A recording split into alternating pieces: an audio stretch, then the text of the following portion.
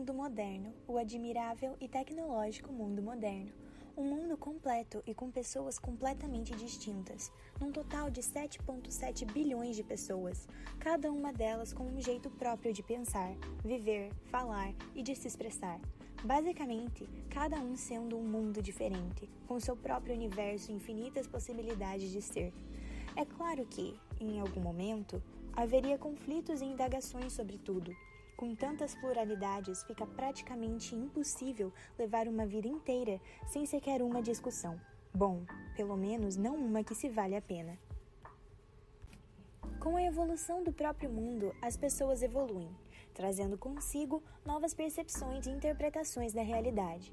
E com tantos adventos, algumas pessoas acabam ficando sem informação, mesmo com o constante e exponencial aumento no número dos meios de comunicação, tornando-se um mecanismo de manobra de massas. Toda essa individualidade acaba gerando um certo empenho em mostrar seu ponto de vista em determinado momento. E, para cada momento, existe um indivíduo capaz de entender as informações e passá-las aos demais. Este é o papel de um líder. Esse líder acaba por passar seu modo de pensar adiante por meio daqueles que estão inseridos em seu grupo. Esse grupo, por sua vez, é moldado a partir de afinidades, onde aqueles que se sentem afinados aos mesmos gostos e opiniões se juntam para ganhar uma força de expressão maior. É neste contexto que se encontram os maiores conflitos que a humanidade já viu. Conflitos de ideologias e ações que acabam por sair do campo das convicções, adentrando no material e influenciando uma nação de maneira a arrastá-la até para combates bélicos. Devido a este fato, milhares e milhares de pessoas acabaram morrendo e se entregando cegamente a decisões de outros. Eric Hartman certa vez disse que a guerra é um lugar onde jovens que não se conhecem e não se odeiam se matam entre si, por decisões de velhos que se conhecem e se odeiam, mas não se matam. Existem ainda aqueles embates que não são armamentistas, as guerras de orgulho e de cunho indireto, onde entram em conflitos os aspectos econômicos, culturais e de desenvolvimento, movidos pelos sentimentos nacionalistas e encorajados por suas convicções políticas. Conflitos incessantes são traçados desde os primórdios dos tempos, causados pelo simples contraste, claro e escuro, yin e yang, luz e trevas, vida e morte, bem e mal, igreja e ciência.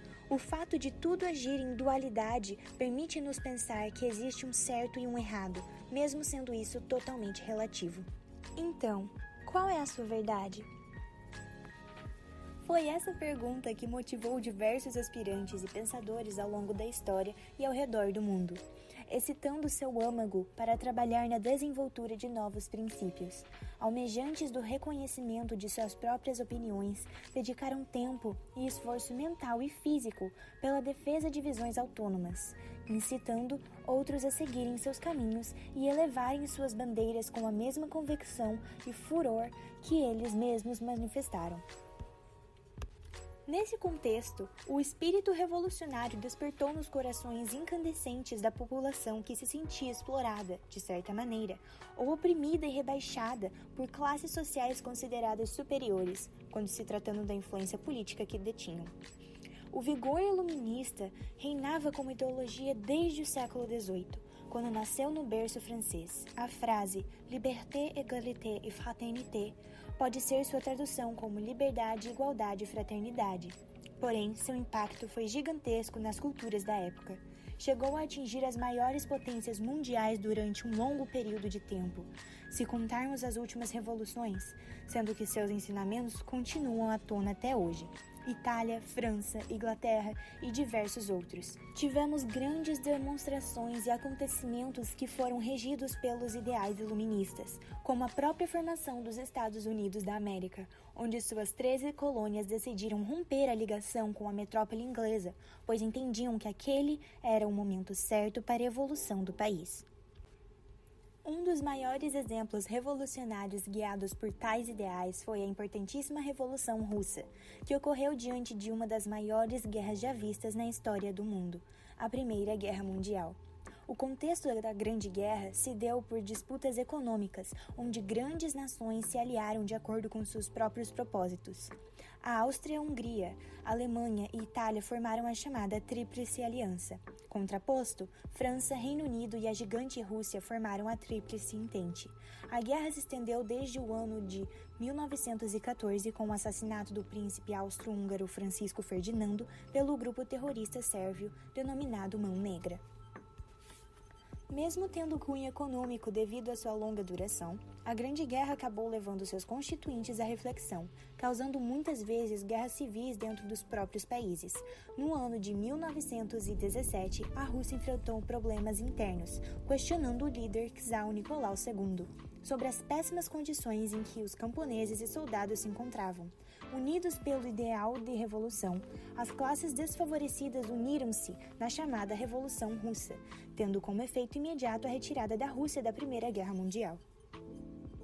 Os dois partidos engajados nessa revolução foram os bolcheviques e os mencheviques, lutando por uma mesma causa, mas de maneiras diferentes. Um de forma radical, os bolcheviques, e os outros de forma mais pacífica, os mencheviques. Lutaram no início, unidos para a derrubada do governo dominante. Logo após, lutaram de lados opostos para a decisão de quem ficaria no poder. O vencedor dessa luta foi o Partido Bolchevique, elegendo como primeiro presidente o socialista Vladimir Lenin. Lenin agia de maneira drástica e estatizada, com o poder centralizado em suas mãos. Várias medidas foram tomadas com um pensamento socialista, onde as propriedades seriam do Estado. De acordo com a teoria marxista, essa seria a melhor e a única maneira para acabar com a luta de classes, acabar com a propriedade privada. Na prática, a Rússia sofreu com as consequências dessas medidas, como o atraso em relação às outras nações. Para tentar compensar esse grande atraso, Lenin propôs uma série de ações que ficou chamada como Nova Política Econômica, a NEP. Em âmbito econômico, a política funcionou e houve uma estabilização econômica, que ficou abalada como consequência da grande defasagem causada pela Grande Guerra. Porém, nas relações sociais, houve um grande retrocesso, o que acabou trazendo os problemas que causaram a Revolução à tona novamente. Com a morte de Lenin, a disputa pelo poder acirrou-se entre dois grandes nomes, Trotsky e Stalin. Na corrida pelo poder, Trotsky acabou falecendo, o que acabou por deixar Stalin como a única opção possível. Com Stalin, o autoritarismo voltou como nunca visto antes. Um ciclo obscuro na história da humanidade estava sendo traçado. Um caminho de sangue inocente nas mãos de um ditador sanguinário. Esta marcante fase deixou sequelas incuráveis em toda a humanidade, com lições a serem aprendidas por todas as pessoas.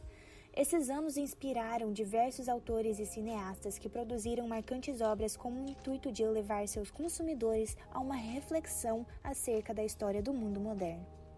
Uma dessas grandes obras foi escrita por George Orwell, no ano de 1945. A obra, em primeira vista, aparenta se tratar de uma espécie de fábula, que narra a vida de animais insatisfeitos com a vida no celeiro. Ao olhar crítico, vemos que a história é uma cópia fiel da Revolução de 1917, com cada animal representando uma ou mais figuras dominantes da época. O porco Bola de Neve representa a feição de Trotsky, disputando o poder com o porco Napoleão, aqui satirizado por Stalin.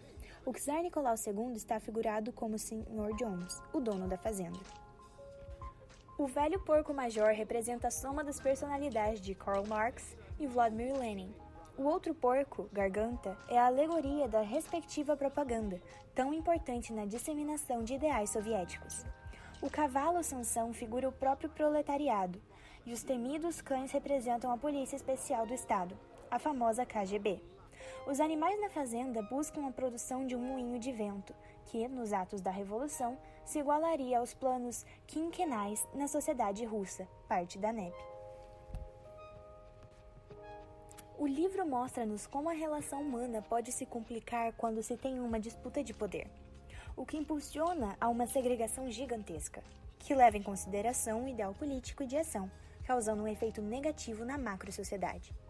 Pois bem, ao analisarmos toda a história de ação do mundo, em suas mais dinâmicas sociedades, vemos que essa é uma relação que perpetua-se através do tempo, que não faz parte do contexto geral da narrativa em questão. Vemos isso ao olharmos para uma das histórias mais difundidas em todo o planeta, que mobiliza milhões e milhões de pessoas, movimenta a economia e dita regras e sanções a quase todo o globo, durante séculos e séculos. Trata-se do cristianismo. A história de Jesus é cheia de milagres e conta uma das mais bem tecidas e emocionantes histórias já escritas, repleta de contos e provérbios que servem como filosofia de vida. Porém, a morte de Cristo estava prevista por Deus, que veio ao mundo em forma de homem para nos salvar do preço do pecado. E, de alguma forma, esses ensinamentos e filosofias deveriam ser passados adiante, por intermédio de pessoas escolhidas pelo próprio Jesus, a quem chamou de discípulos. Em sua época, teve de provar sua santidade e, mesmo assim, milhares de pessoas não acreditavam nele e causaram a sua morte. Com tamanho advento, os discípulos ficaram responsáveis por difundir os ensinamentos que receberam e testemunharam por todo o mundo. E assim o fizeram. Obedecendo às regras de Cristo, não tiveram vergonha, e mesmo após a condenação de seu mestre, seguiram seus passos de misericórdia e graça, passando a mensagem de amor sem medo algum, oferecendo tudo de si, pois sabiam que a verdade os libertará de uma vida cheia de desânimo e desgraça. Seu caminho não foi fácil e tiveram provas em seus caminhos, mas seguiram com a graça e força de Deus, peregrinando a partir do Oriente para todo o mundo, levando a palavra de Jesus adiante, pescando algumas almas assim como Jesus os pescara. E eles disseram: crê no Senhor Jesus Cristo e serás salvos, tu e a tua casa. Atos 16:31. Neste mesmo contexto, os escritores se basearam na Bíblia para espalharem os mandamentos de Deus ao máximo número de pessoas que é possível, espalhando a verdade entre as nações. E conhecereis a verdade, e a verdade vos libertará. João 8:32. Assim, a famosa profetisa e escritora Ellen Goldwhite moldou uma série de livros inspirados na palavra, com diferentes enfoques. Com foco nos apóstolos e sua jornada, os embaixadores contam os diversos impasses que encontraram durante seu caminho de evangelização. O mesmo pecado que açoitou Jesus Cristo, a perseguição, também foi acometida aos apóstolos. O acossamento religioso sempre foi tópico nos mais variados esquemas e sociedades.